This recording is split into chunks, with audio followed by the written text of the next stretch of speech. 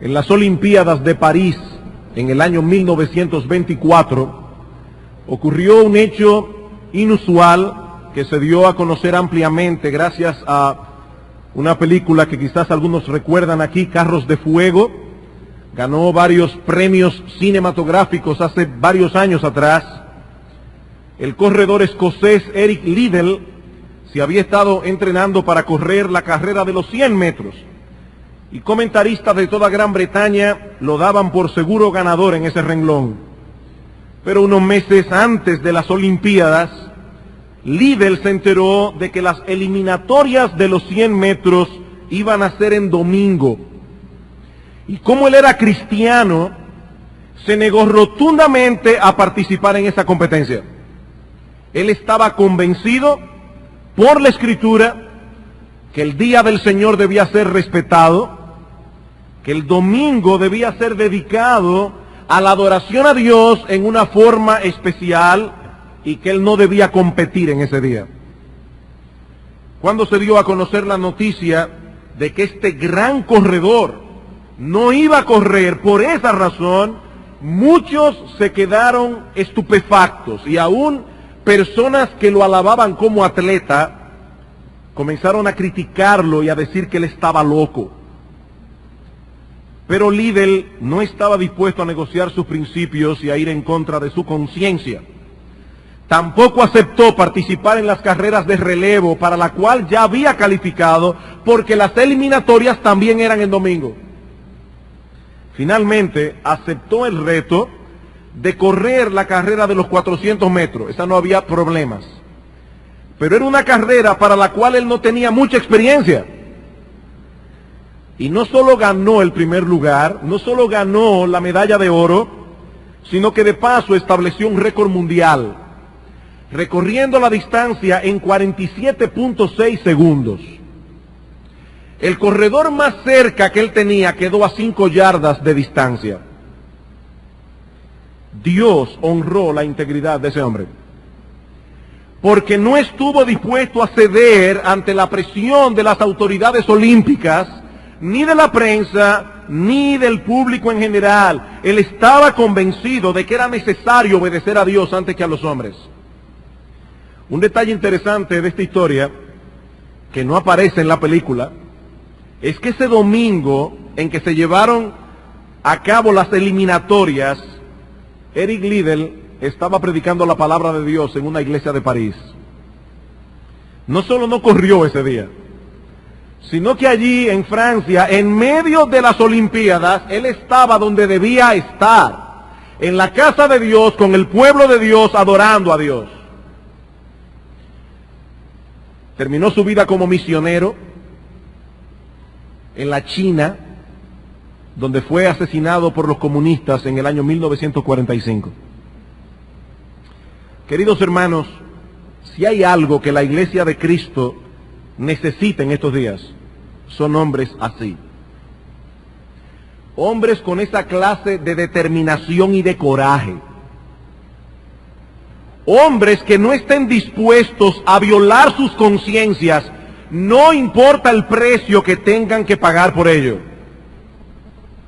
Muchos hoy día mantienen su rectitud hasta tanto no vaya en contra de sus intereses. Las convicciones no son convicciones si no estamos dispuestos a pagar el precio. Las convicciones no son convicciones si estamos dispuestos a sacrificarlas en aras de la comodidad y de la conveniencia. Estamos cantando ahora Castillo Fuerte Nuestro Dios, himno compuesto por Martín Lutero, y dice la historia que Martín Lutero iba cantando ese himno cuando se dirigía a la dieta de Worms en el año 1521. Martín Lutero fue llamado a la dieta de Worms y se le pidió que se retractara de todo lo que él había escrito.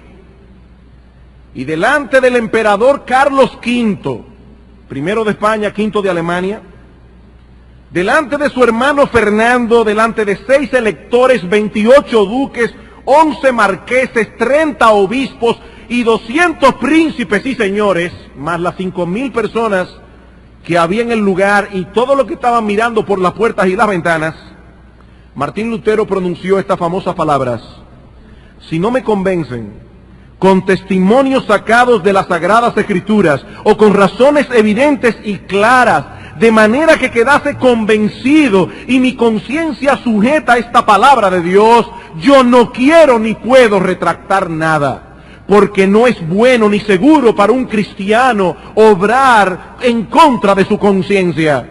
Heme aquí, no puedo hacer otra cosa, que Dios me ayude. Amén. Eso suena muy fácil al día de hoy. En ese momento, Lutero estaba desafiando a los dos hombres más poderosos de la tierra en aquellos días, al emperador y al papa. Al emperador y al papa, y todo por no violar su conciencia.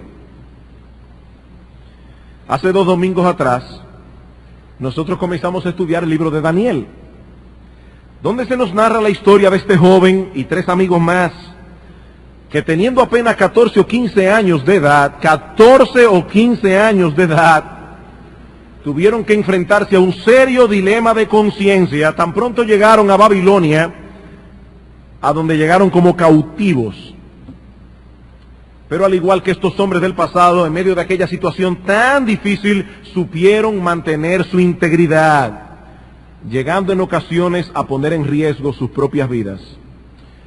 Los invito a ir conmigo al libro de Daniel, Daniel capítulo 1, y vamos a leer los versículos 1 al 16, aunque solamente estaremos estudiando en esta mañana el versículo 8. Daniel capítulo 1, versículos 1 al 16, vamos a tomar todo el contexto. Dice: en el año 3 del reinado de Joacim, rey de Judá, vino Nabucodonosor, rey de Babilonia, a Jerusalén y la sitió. Y el Señor entregó en sus manos a Joacim, rey de Judá, y parte de los utensilios de la casa de Dios, y los trajo a la tierra de Sinar, a la casa de su Dios, y colocó los utensilios en la casa del tesoro de su Dios.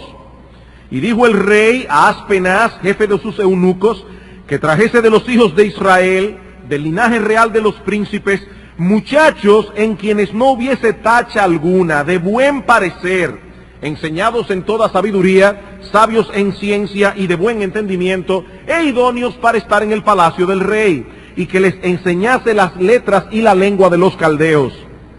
Y le señaló el rey ración para cada día de la provisión de la comida del rey y del vino que él bebía, y que los criase 3 años, para que al fin de ellos se presentasen delante del rey. Entre estos estaban Daniel, Ananías, Misael y Azarías, de los hijos de Judá. A estos el jefe de los eunucos puso nombre: a Daniel Belsasar, a Ananías Sadrach, a Misael Mesac y a Azarías Abednego. Y aquí nuestro texto: y Daniel propuso en su corazón no contaminarse con la porción de la comida del rey, ni con el vino que él bebía. Pidió por tanto al jefe de los eunucos que no se le obligase a contaminarse. Y puso Dios a Daniel en gracia y en buena voluntad con el jefe de los eunucos. Y dijo el jefe de los eunucos a Daniel: temo a mi señor el rey, que señaló vuestra comida y vuestra bebida, pues luego que él vea vuestros rostros más pálidos que los de los demás muchachos, que son semejantes a vosotros, condenaréis para con el rey mi cabeza. Me van a matar, dice el jefe. Entonces dijo Daniel a Melsar, que estaba puesto por el jefe de los eunucos sobre Daniel, Ananías, Misael y Azarías: te ruego que hagas la prueba con tus siervos por 10 días, y nos den legumbres a comer y agua a beber. Compara luego nuestros rostros con los rostros de los muchachos que comen de la ración de la comida del rey, y haz después con tus siervos según veas. Consintió pues con ellos en esto, y probó con ellos 10 días. Y al cabo de los 10 días, pareció el rostro de ellos mejor y más robusto que el de los otros muchachos que comían de la porción de la comida del rey. Así pues, Melsar se llevaba la porción de la comida de ellos y el vino que habían de beber, y les daba legumbres. Como hemos visto ya en los sermones anteriores, esta es la historia que tenemos aquí. El rey Nabucodonosor conquistó Jerusalén en el año 605 a.C. y se llevó a Babilonia a un grupo de cautivos, entre los cuales estaban Daniel y sus amigos.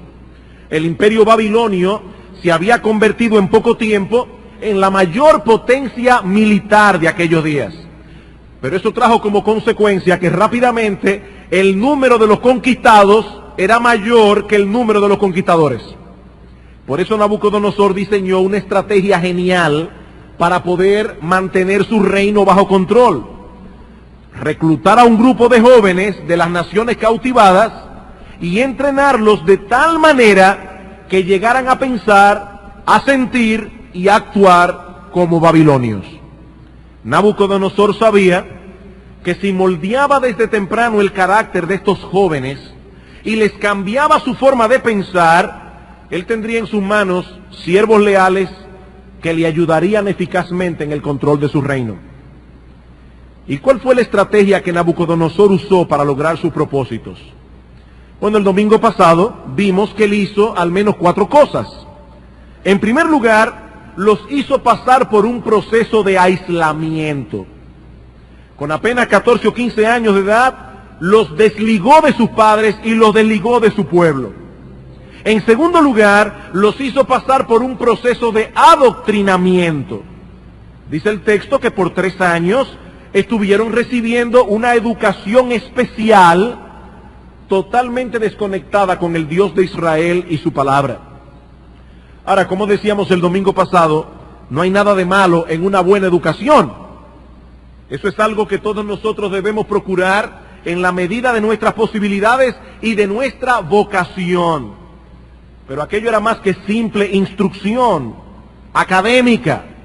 Estos jóvenes estaban siendo adoctrinados. Estos jóvenes estaban siendo llevados a pensar no como judíos, sino como babilonios. En tercer lugar, el rey los hizo pasar por un proceso de asimilación. Se los llevó a vivir al palacio real y ordenó, dice el texto, que se les diera de la misma comida que él comía y del vino que él bebía. Así asimilarían más rápidamente el estilo de vida de la corte real en Babilonia. Eso era parte del proceso. Pocas cosas atrapan más rápido el corazón de un hombre que la buena vida. El exceso de los lujos, el exceso de placeres, el exceso de deleites, eso atrapa y mina el corazón de un hombre. Y finalmente, Nabucodonosor los hizo pasar por un proceso de reidentificación. Dicen los versículos 6 y 7 que hasta los nombres de estos muchachos fueron cambiados para desconectarlos por completo de su pasado religioso y conectarlos más bien con los dioses de Babilonia. Y es en medio de este proceso de babilonización que Daniel toma una determinación. Versículo 8. Y Daniel propuso en su corazón no contaminarse.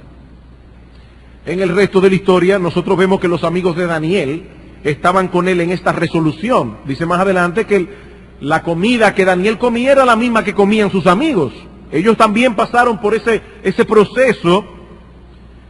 Es probable que Daniel haya sido el primero en tomar esta resolución y luego sus amigos siguieran su ejemplo.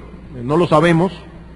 El punto es que estos jóvenes determinaron que no se iban a contaminar comiendo la comida del rey, y así marcaron una diferencia en la historia del pueblo de Dios mientras estaban cautivos en Babilonia. Y es esta resolución la que yo pretendo considerar con ustedes en el sermón de hoy. Y muy probablemente el próximo domingo, no creo que me dé el tiempo para cubrir este material por completo. Y vamos a contemplar esta resolución desde varios ángulos distintos. Veamos en primer lugar la naturaleza de esta resolución. La naturaleza de esta resolución. Dice en el versículo 8, y Daniel propuso en su corazón no contaminarse. Esto no fue algo impuesto de afuera. Nadie obligó a Daniel a tomar esta decisión. Él propuso en su corazón que no se contaminaría con la comida del rey. Y la idea que esta palabra comunica es la de determinar solemnemente una cosa, fijar un propósito con firmeza, enraizarlo en el corazón. Este no es el tipo de resolución que tomamos muchas veces cuando llega el año nuevo. Ahora en adelante, el año que viene, voy a hacer esto y voy a hacer aquello. Llega enero y más o menos llega febrero y ya nos olvidamos de eso hasta que llega diciembre otra vez y volvemos a tomar otras resoluciones. No, la resolución de Daniel no fue así. Daniel estaba determinado a no dejarse contaminar bajo ninguna circunstancia. Esta palabra hebrea que aparece en Daniel capítulo 1 versículo 8 aparece en otros pasajes de las Escrituras. Y es interesante notar su significado en otros textos porque puede arrojarnos luz para saber qué fue lo que Daniel hizo. Por ejemplo, en Éxodo, el libro de Éxodo capítulo 5, nosotros tenemos la historia de Moisés cuando se aparece delante de Faraón y le dice, mira, Dios me ha mandado aquí para decirte que dejes ir a mi pueblo. Y Faraón se molesta y le dice, ustedes son unos vagos, ustedes lo que no quieren es trabajar, ahora yo se lo voy a poner peor. Y dice en el versículo 6 de Éxodo capítulo 5, y mandó Faraón aquel mismo día a los cuadrilleros del pueblo que lo tenían a su cargo y a sus capataces diciendo, de aquí en adelante no daréis paja al pueblo para hacer ladrillo como hasta ahora, no, vayan ellos y recojan por sí mismos la paja y les impondréis, aquí está la misma palabra hebrea de Daniel 1:8, y les impondréis la misma tarea de ladrillos que hacían antes y no las disminuiréis nada. Porque están ociosos, por eso levantan su voz diciendo, vamos y ofrezcamos sacrificios a nuestro Dios. Les impondréis la misma tarea de ladrillos. Esto no fue una sugerencia de Faraón, esto no fue un consejo, esto fue una imposición autoritativa. El hombre más poderoso de la tierra en aquellos días había impuesto algo sobre los hijos de Israel. Los judíos tenían que hacer la misma cantidad de ladrillos que hacían antes, aunque no se les facilitara la paja, porque ellos no tenían otra opción. Pues de la misma manera, Daniel impuso algo sobre su propio corazón. Y con la misma firmeza con que los egipcios habrían de vigilar a los israelitas para que hicieran su trabajo, con esa misma firmeza, Daniel iba a vigilar su corazón. Él iba a llevar a cabo lo que se había propuesto. Otro pasaje en el que aparece esta palabra es Deuteronomio capítulo 11. Libro de Deuteronomio capítulo 11. El Señor está aquí prometiendo bendición al pueblo de Israel si ellos obedecían su ley. Pero a partir del versículo 16 les dice lo que les va a ocurrir si no obedecen. Dice, guardaos pues que vuestro corazón no se infatúe y os apartéis y sirváis a dioses ajenos y os inclinéis a ellos.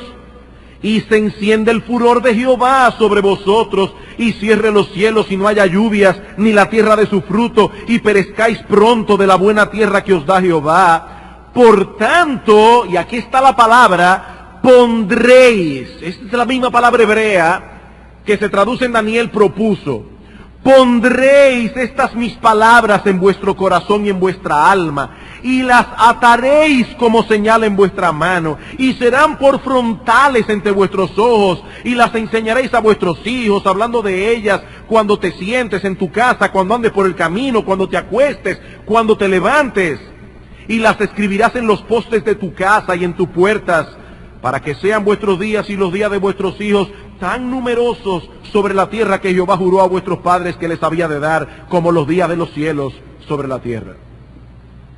Pondréis estas mis palabras en vuestro corazón, dice en el versículo 18. La versión de las Américas dice, grabad pues estas mis palabras en vuestro corazón. Grabadlas en vuestro corazón. Ellos debían imprimir esas palabras en sus corazones, implantarlas firmemente en sus almas, fijarlas en su memoria, tomarlas con seriedad. Ese es el significado de esta palabra que aparece en nuestro texto. Es una especie de voto lo que Daniel hizo delante de Dios, un voto bien ponderado, hecho con detenimiento, Sus palabras no fueron el producto de un arrebato emocional del momento. Generalmente cuando las personas van a retiros religiosos, entran en una especie de emocionalismo peligroso. Y ahí se prometen cosas. De ahora en adelante yo voy a hacer esto y voy a hacer lo otro. Y mira Dios. Se acaba el retiro, vuelven a su casa y vuelven a ser la misma gente de antes. La misma persona de antes. No, Daniel no propuso lo que propuso en medio de un arrebato emocional. Él sabía lo que estaba haciendo. Y muy probablemente consideró el precio que iba a tener que pagar. Y aún así lo hizo. Y aún así lo guardó. Por otra parte, es bueno observar que la resolución de Daniel fue muy específica. Muy específica. No me voy a contaminar con la comida del rey. Alguien decía que Satanás no tiene problema alguno con nuestras resoluciones siempre que sean generales. Ahí no hay problema. Este año voy a ser un mejor cristiano. O este año voy a ser un mejor esposo o una mejor esposa. Satanás no tiene problema con resoluciones así. Son demasiado generales. La pregunta es, ¿cómo? ¿Cómo tú vas a ser un mejor cristiano? ¿Cómo tú vas a ser un mejor esposo? ¿Cómo tú vas a ser una mejor esposa? Cosas específicas. Daniel dijo, yo no voy a comer de esa comida. Yo no voy a beber de ese vino. Una cosa muy específica. Bueno, yo me voy a levantar todas las mañanas a esta hora y a esta hora voy a leer la Biblia y voy a leerla de esta y esta manera y me propongo este año ver menos horas de televisión y leer más libros edificantes y esta es la lista de libros que yo voy a leer. Cosas específicas.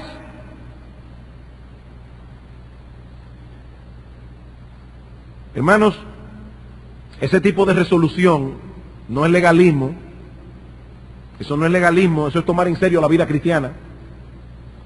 Algunas personas ven el ejemplo de hombres como Daniel o de Jonathan Edwards, que a los 20 años de edad escribió 70 resoluciones de cómo él habría de vivir su vida y la tomó bien en serio.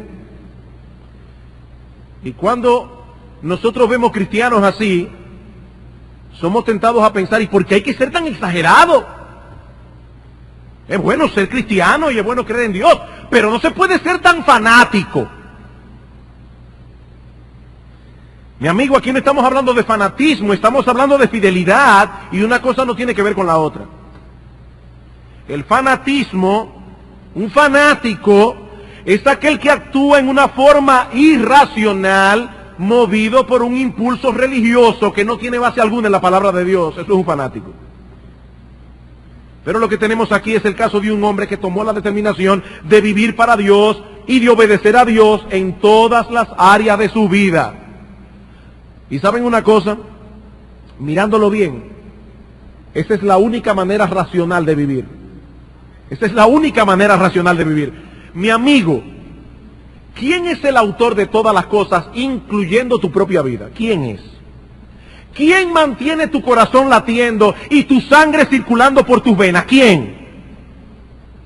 ¿Quién es el dueño del aire que respiras? ¿Quién es el que sostiene el universo y todas las cosas que hay en él? ¿Quién? ¿Quién es el que sabe cómo funcionan mejor todas las cosas? ¿Quién es? ¿Acaso no es Dios? ¿Qué tiene de irracional entonces vivir para Él y hacer las cosas como Él manda? ¿Qué tiene eso de irracional? Piénsalo bien. Piénsalo bien. Daniel tomó la resolución que tomó porque él sabía que su vida le pertenecía a Dios. Y él sabía que ese Dios es un Padre sabio y es un Padre bueno y que todas las cosas que Él ordena, las ordena para nuestro bien. Daniel sabía eso. Dice el salmista en el Salmo 119, versículo 44, guardaré tu ley siempre, para siempre y eternamente, y andaré en libertad, porque busqué tus mandamientos. Andaré en libertad, porque busqué tus mandamientos. Algunas personas ven la ley de Dios como una camisa de fuerza. Oye, pero es que uno no se puede mover para ningún lado. No, la ley de Dios no es una camisa de fuerza. La ley de Dios es lo que nos da libertad. Por eso dice David en otro lugar, en el Salmo 19, versículo 8, los mandamientos de Jehová son rectos y alegran el corazón. Son rectos y alegran el corazón. Daniel sabía eso. Que servir a Dios y hacer su voluntad era mejor que servir al diablo y hacer la voluntad suya. Él sabía eso. Y el que no le sirve a Dios le sirve al diablo, no hay otra alternativa. Todo está en a quién escogemos servir. Bueno, Daniel sabía que era mejor servirle a Dios. Daniel sabía que era mejor hacer las cosas como Dios dice, no como el diablo dice, no como el mundo dice, no como mi depravado corazón dice. Él sabía que con Dios no se pueden tener medias tintas. No, con Dios no. Hay que amarle con todo el corazón, con todo el alma, con toda la mente y con toda la fuerza. Cristo dice que ese es el primer mandamiento, el primero de todos. Bueno, Daniel decidió amar a Dios con todo el corazón, con todo el alma, con toda la mente y con todas sus fuerzas.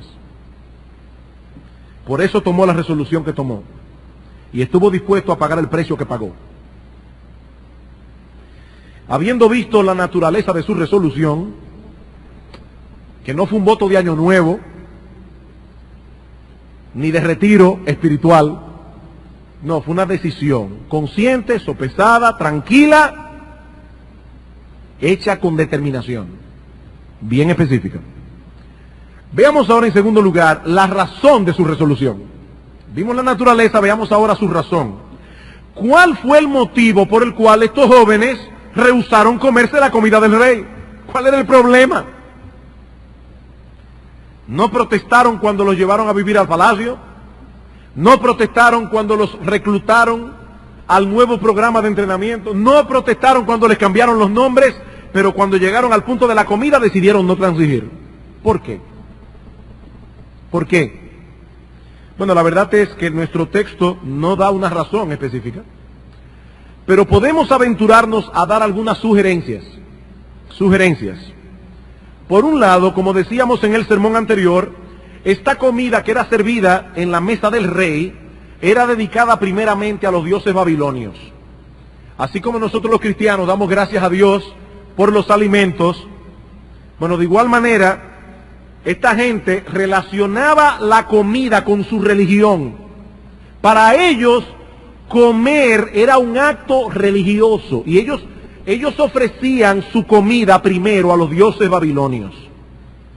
Por lo tanto, participar de estos alimentos hubiese sido una identificación con ellos en su idolatría. La ley mosaica era muy clara. Los israelitas debían abstenerse de todo acto idolátrico, incluyendo el hecho de comer con conocimiento una comida que haya sido previamente sacrificada a los ídolos. Es muy probable que Daniel y sus amigos quisieran dejar claramente establecido que ellos no tenían nada que ver con los ídolos de Babilonia. No nos mezclamos con eso. Por otro lado, también es probable que algunos de estos alimentos no fueran kosher, es decir, no se conformaran con las leyes dietéticas que Dios había establecido para su pueblo en el Antiguo Testamento. Ellos no podían comer ciertas carnes, no podían comer carne de puerco, por ejemplo, no podían comer carne con sangre. Había que preparar los alimentos de cierta manera. Y hermanos, aunque esas leyes no están vigentes para los cristianos hoy, no están vigentes, cómase su puerquito sin problema, que ya el Nuevo Testamento no tiene esa ley. Aunque esas leyes no están vigentes hoy, el principio que hay detrás sí se aplica. ¿Y cuál es el principio? Que nosotros debemos comer y beber para la gloria de Dios, dice Pablo en 1 Corintios capítulo 10, versículo 31. Si pues coméis o bebéis o hacéis cualquier otra cosa, dice Pablo, hacedlo todo para la gloria de Dios. Para Daniel y sus amigos, eso significaba no comer ciertas cosas. ¿Y para nosotros? Bueno, nosotros también tenemos principios en la Escritura que regulan nuestro comer. Para nosotros significa cuidarnos de la glotonería. Un cristiano glotón es una contradicción de términos. Para nosotros significa mostrar gentileza y buenas maneras en la mesa, como seguramente lo hacía Cristo cuando estaba sobre la tierra. ¿Eso significa ser considerado con los demás a la hora de servirnos? Hay 4 piezas de pollo y nos servimos 3, y los demás que se la arreglen con una. Eso no es cristiano. Son principios que nosotros debemos tomar en consideración a la hora de comer para la gloria de Dios. Aún hasta es posible que en ciertos lugares tengamos que abstenernos de ciertos alimentos para no ser tropiezo a otros. Aún hasta eso, hermanos. Aún hasta eso. Algo más que pudo haber estado en la mente de estos jóvenes en Babilonia era que ellos debían guardarse de la seducción que esa comida podía significar para ellos en el contexto en que estaban.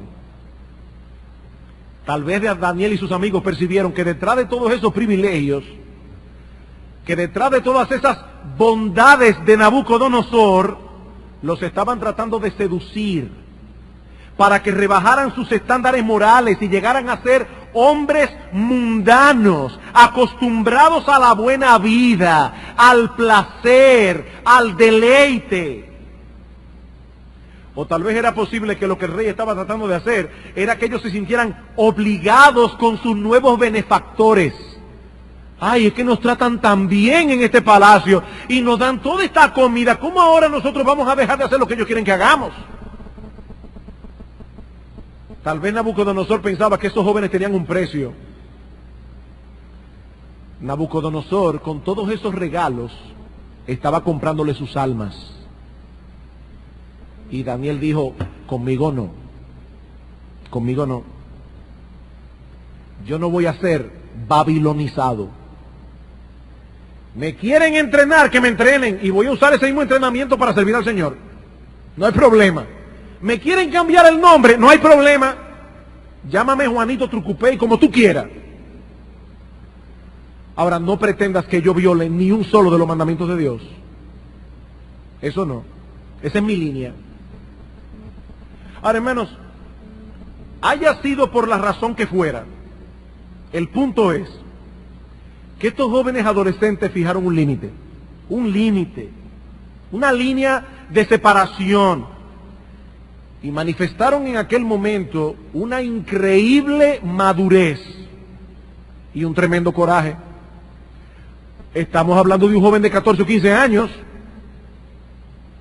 Madurez para determinar en qué cosas podemos transigir y en cuáles no. Coraje para llevar esa determinación hasta sus últimas consecuencias.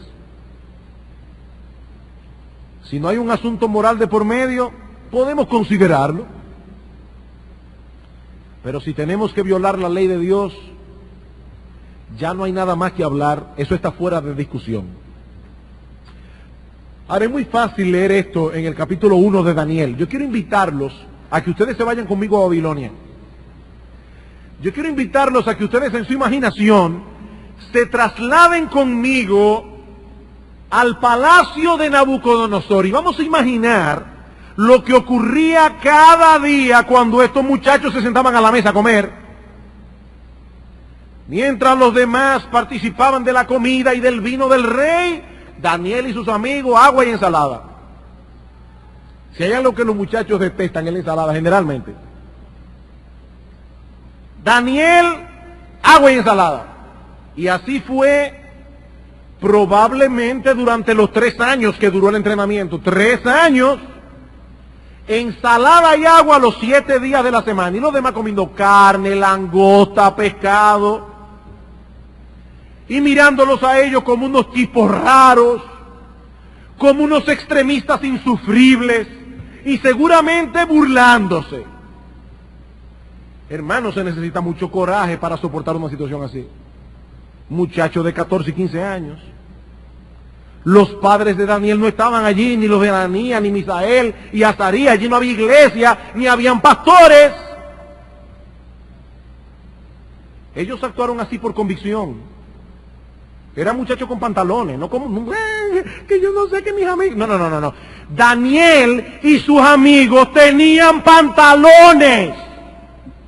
Eran hombres, que es lo que falta en el día de hoy, hombres, que sean hombres. Hombres con determinación y coraje, que saben lo que quieren aunque se pinche el mundo. No eran enclenques, no. Hombres con 14 años y eran hombres. ¿Y qué me van a decir mis amigos que yo soy vegetariano?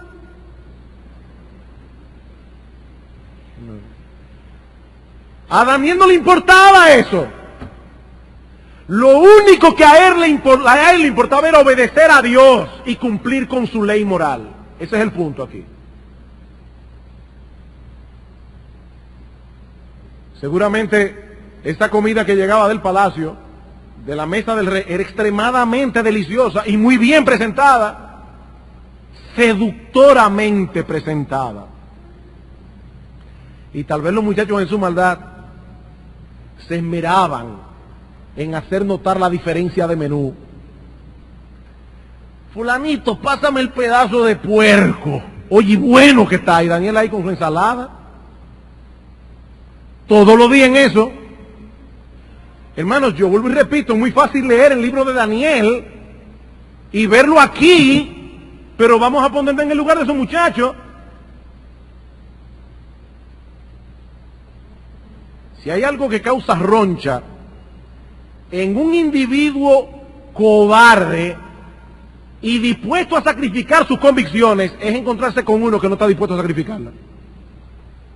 Mire, si hay algo que le molesta a un cobarde, es un tipo valiente. Y yo estoy seguro que todos esos cobardes que habían en Israel estaban molestos con Daniel y sus amigos. ¿Saben por qué? Porque Daniel y sus amigos le hacían ver claramente su cobardía, en silencio y tranquilito. Le hacían ver su cobardía. Y eso molesta. ¿Por qué ustedes creen que aún en la misma iglesia las personas menos fieles critican a los fieles? ¿Por qué? Porque les molesta. Es que molesta, eso causa roncha. Extremista, legalista, quiquilloso, todas las palabras habidas y por haber, todo para no aceptar el hecho de que ellos son fieles y tú no. Ustedes creen que son más santos que todo el mundo. ¿Qué es lo que pretenden lograr? ¿Que los manden a las barracas otra vez? Solo digan eso. Mira, Daniel, piensa bien en la influencia que nosotros podemos tener desde aquí, desde el palacio, cayendo en buena con las autoridades, aún hasta nuestro pueblo va a ser beneficiado con eso. Daniel, piénsalo bien. Y es muy probable que Nabucodonosor haya reclutado jóvenes de otras naciones. Y yo me imagino a estos jóvenes diciendo, pero ven acá, ustedes son 4 y todos los demás son israelitas igualitos que ustedes y comen de la comida del rey, ¿por qué ustedes no lo hacen? Oye, eso sí es una cosa difícil de soportar, pero fulano también es evangélico y él hace esto y esto, muchísimas cosas mundanas. Y mira, él es evangélico, igualito que tú.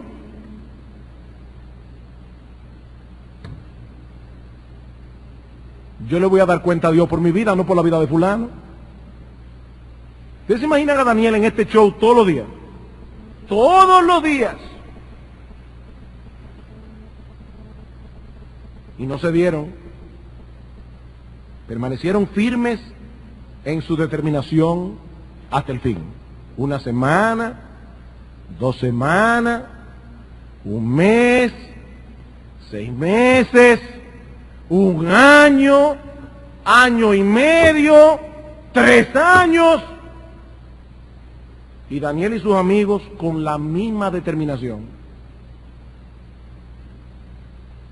Ellos se alinearon con la palabra de Dios. No se volvieron unos excéntricos, pero manifestaron claramente que eran distintos. Eran distintos. En todo lo demás, nosotros participamos con ustedes como personas civilizadas. Pero tenemos un límite, la ley moral de Dios. Esa parte no es negociable. Queridos hermanos, ¿cuántos de nosotros estamos dispuestos a pagar ese precio? Niños que me escuchan esta mañana, jóvenes, algunos de ustedes profesan la fe.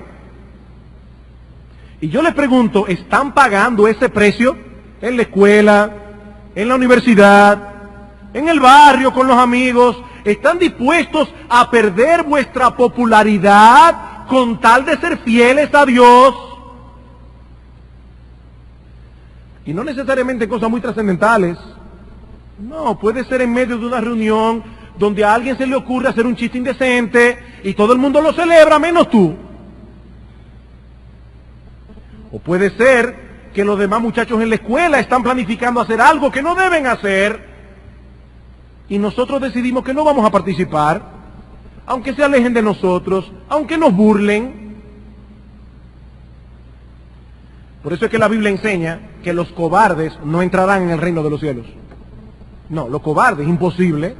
La fidelidad y el coraje son dos virtudes que caminan de la mano. Esa es la razón por la que muchas personas, y de manera particular muchos jóvenes, que saben que el Evangelio es la verdad, que saben que Jesucristo es el Hijo de Dios, que saben que hay un cielo que ganar y un infierno del cual huir, no se convierten al Señor. No se convierten. ¿Saben por qué? Porque no están dispuestos a pagar ese precio. Son unos cobardes, y los cobardes no entrarán. Dice claramente en el libro de Apocalipsis, capítulo 21, versículo 8, pero los cobardes e incrédulos, los abominables y homicidas, los fornicarios y hechiceros, los idólatras y todos los mentirosos tendrán su parte en el lago que arde con fuego y azufre, en el infierno. Una lista horrible de pecados. ¿Quiénes son los primeros? Los cobardes y los incrédulos. Los primeros, por encima de los fornicarios, de los hechiceros, los cobardes y los incrédulos. Daniel y sus amigos tuvieron el coraje de establecer sus límites y permanecer solos si era necesario, pero no iban a violar su conciencia. Decidieron tomar el camino difícil, por el que no transita mucha gente. Salir del montón, porque estaban convencidos de que no podían desobedecer a Dios. Y nos preguntamos, ¿cómo es posible que 4 jóvenes adolescentes hayan actuado así? ¿Cómo se puede desarrollar semejante firmeza a una edad tan temprana? Eso nos lleva a nuestro tercer y último encabezado, que vamos a comenzar a ver en este día. Ya vimos la naturaleza de esta resolución, las razones que ellos hubiesen podido tener para tomarla. Veamos ahora, en tercer lugar, la fuente de esta resolución. La fuente de esta resolución. Esta decisión que Daniel y sus amigos tomaron no surgió de la nada, repentinamente. No, hermanos. Varios factores se conjugaron para que ellos tomaran esta determinación en el momento de la prueba. Y el primero de todos estos factores es, sin duda alguna, la gracia de Dios. La gracia de Dios. Estos jóvenes hicieron lo que hicieron porque la gracia de Dios había obrado en ellos, transformando sus corazones y moviéndoles a obrar con firmeza. Daniel no era un superhombre, era un pecador, redimido por gracia, y por esa misma gracia fue capacitado por Dios para obedecerle y serle fiel. Daniel hubiese podido pronunciar las mismas palabras que el apóstol Pablo escribió cientos de años más tarde en 1 Corintios capítulo 15 versículo 10, por la gracia de Dios yo soy lo que soy, y su gracia no ha sido en vano para conmigo. Dice Pablo, yo no soy un superhombre, no me miren a mí, no me adoren a mí, porque todo lo que yo he hecho, dice Pablo, lo he hecho por la única y pura gracia de Dios. La gracia de Dios. Ningún hombre tiene capacidad en sí mismo para serle fiel a Dios. Ningún hombre. Separados de mí, dice el Señor en Juan capítulo 15 versículo 5, nada podéis hacer. Y el mismo apóstol Pablo dice en Filipenses capítulo 2 versículo 13, que es Dios quien produce en nosotros tanto el querer como el hacer por su buena voluntad. Es Dios. Por lo tanto, cuando somos fieles y obedecemos a Dios, que a Él sea la gloria, no a nosotros. No a nosotros. Fuera de la gracia que Dios da, queridos hermanos, somos menos que nada. Menos que nada. Esa gracia no solo es la fuente de nuestra salvación, sino también la fuente de nuestra santificación. Y Daniel fue capacitado por esa bendita gracia que no solo estaba disponible para él. Mi hermano, esa gracia está disponible para todo cristiano. ¿Acaso no dice en Juan capítulo 1, versículo 16, que de la gracia de Cristo tomamos todos y gracia sobre gracia? Y me fascina ese texto por la manera como está escrito en el original. Porque lo que el original dice literalmente es gracia contra gracia. Ustedes van a la playa y se dan cuenta que viene una ola, y cuando esa ola está a punto de retirarse, viene otra y rompe con ella. Bueno, la idea del texto griego es exactamente la misma. Gracia sobre gracia, gracia contra gracia. Una ola de gracia se va y viene otra, y viene otra, y viene otra. ¿Y qué es la gracia? Gracia es aquello que mueve a Dios a hacerle bien a personas que no lo merecen. Más aún a personas que merecen lo contrario. A personas que merecen lo contrario. Por eso es que en la Biblia, gracia es opuesto a obras. La gracia y la obra son opuestos.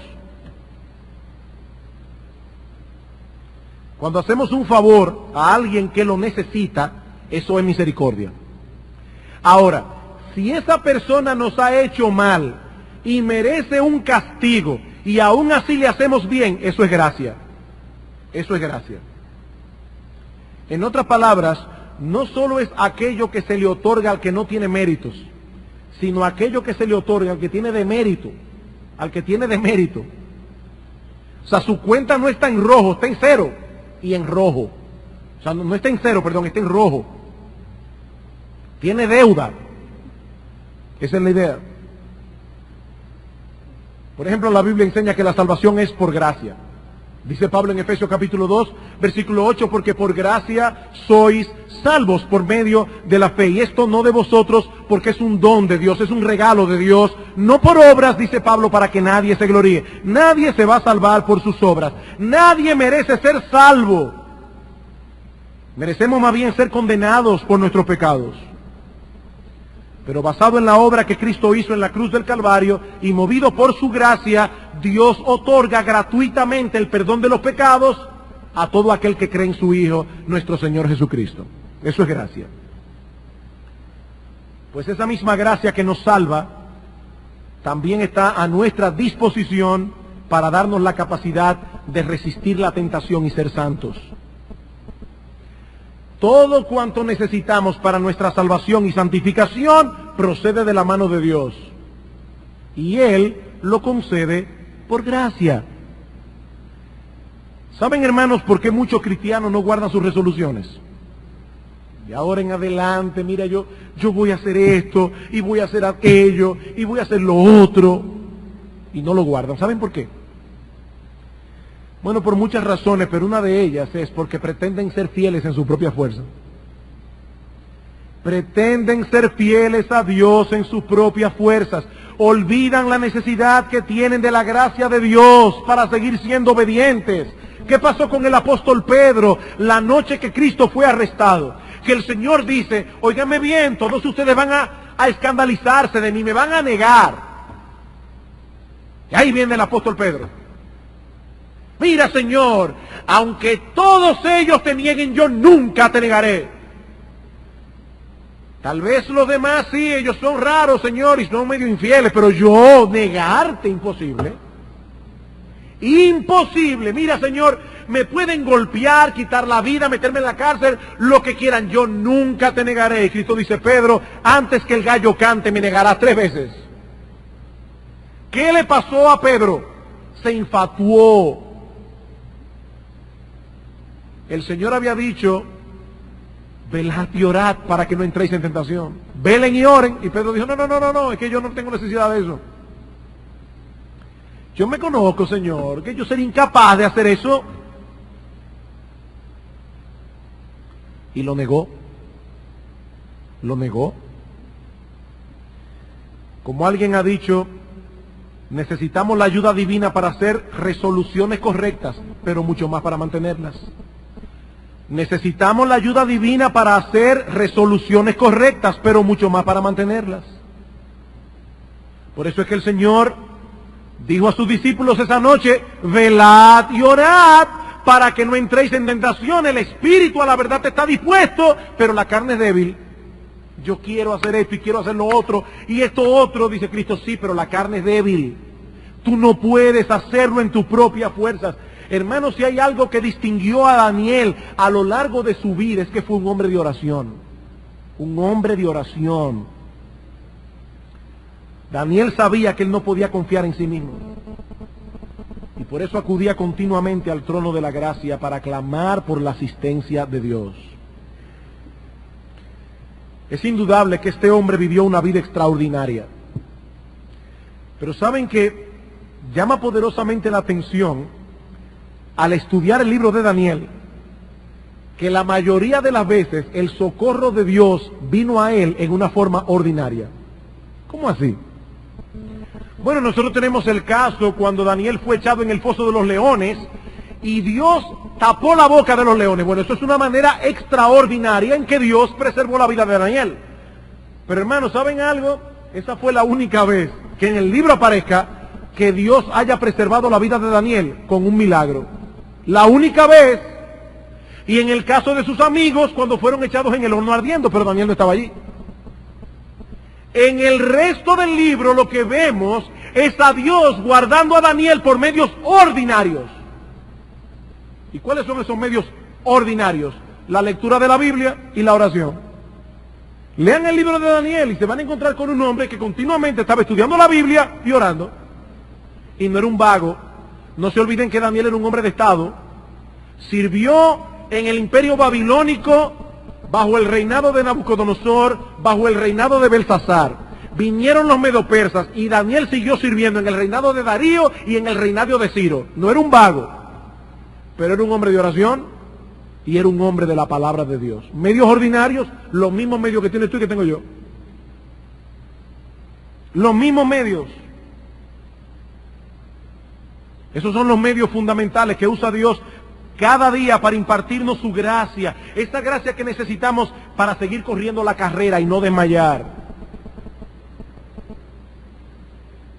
Queridos hermanos, de nada sirven las resoluciones sin la ayuda de Dios. De nada sirven. Somos débiles, hermanos, muy débiles. Pero nuestro Dios es todopoderoso. Todopoderoso. Y por su gracia podemos perseverar.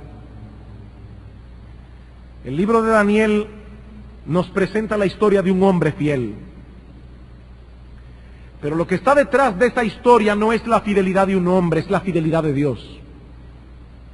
No es la fidelidad de un hombre, es la fidelidad de Dios. Que en medio de la apostasía de Israel, en medio de la corrupción de Babilonia, preservó a estos jóvenes y los capacitó para actuar con esa determinación. Queridos hermanos, esa misma gracia está disponible para nosotros hoy. Para que no seamos uno más del montón. Hermanos, hay demasiados cristianos mediocres. La gracia de Dios está a nuestra disposición para que no seamos uno más del montón, un mediocre más. Hermanos, Dios está en contra de la mediocridad.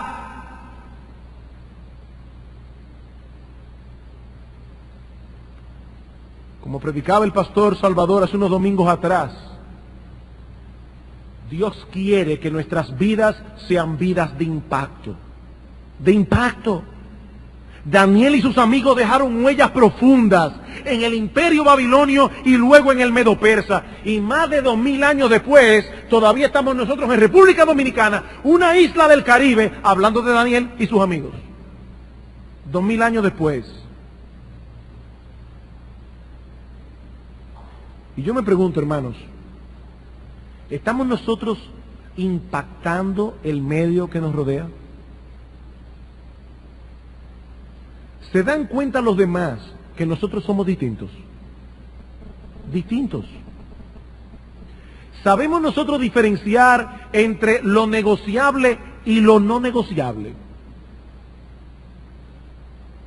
¿Tenemos el coraje de vivir a la luz de nuestros estándares cristianos, aunque eso significa ir en contra de lo establecido, ir en contra del statu quo, ir en contra de lo que todo el mundo hace, ir en contra de la opinión de la mayoría? ¿Estamos nosotros dispuestos a pagar ese precio?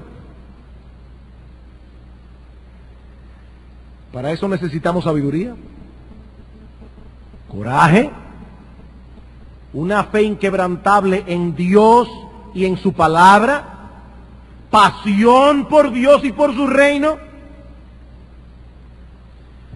Y todo eso procede únicamente de la gracia de Dios. Supliquemos a Dios cada día que nos conceda su gracia y hagamos uso de los medios a través de los cuales Él ha prometido dispensar su gracia. ¿Qué decía el pastor Eduardo Saladín esta mañana? El perezoso desea y nada alcanza. No usa los medios. Ay, yo quisiera tener una mejor casa, un mejor carro. Trabaja. Ay, yo quisiera tener una mejor vida espiritual. Yo quisiera ser mejor esposo, mejor esposa. Yo quisiera ser un cristiano más fiel. Usa los medios que Dios ha prometido bendecir para dispensar su gracia. Pedid y se os dará, dice el Señor. Buscad y hallaréis. Llamad y se os abrirá. Y no olvidemos lo que decíamos hace unos domingos atrás, que cuando el Señor dice pedid y se os dará, Él no estaba pensando en un crucero por el Mediterráneo, ni una casa con piscina. Él estaba pensando en el Sermón del Monte y todo lo que en ese sermón se demanda del cristiano. Y dice Cristo, tú quieres vivir así. Pedid y se os dará, buscad y hallaréis, llamad y se os abrirá. Porque todo aquel que pide recibe, y al que busca halla, y al que llama se le abrirá. La semana próxima continuaremos con otras cosas que no pudimos tocar hoy por causa del tiempo. Solo quiero añadir para finalizar unas breves palabras a las personas que están aquí sin Cristo. Mi amigo, esta gracia divina que capacitó a Daniel para ser el hombre que fue, esa misma gracia puede transformarte hoy a ti, si vienes a Cristo en arrepentimiento y fe, clamando por misericordia, clamando que Él perdone tus pecados. Esa misma gracia. La salvación es por gracia, mi amigo, por medio de la fe. Un regalo que Dios da a personas que no lo merecen, a personas que reconocen que no lo merecen, a personas que reconocen que merecen más bien ser condenados por causa de sus pecados. Fue para salvar a pecadores que Cristo murió en la cruz del Calvario. Pecadores. Fue para reconciliar a esos pecadores con Dios. Y en base a esa obra de redención que Cristo llevó a cabo con su vida, con su muerte y con su resurrección, ahora anunciamos salvación gratuita para todo aquel que cree. Gratis. Porque ya Cristo pagó el precio. No desprecies la gracia de Dios, mi amigo, porque estás desechando la oportunidad de tener a Dios por Padre. Y lo que es aún peor, algún día te presentarás delante de Él como tu juez y no tendrás escapatoria alguna. Ven a Cristo, mi amigo, y pídele que tenga misericordia de ti, porque a Cristo le deleita tener misericordia.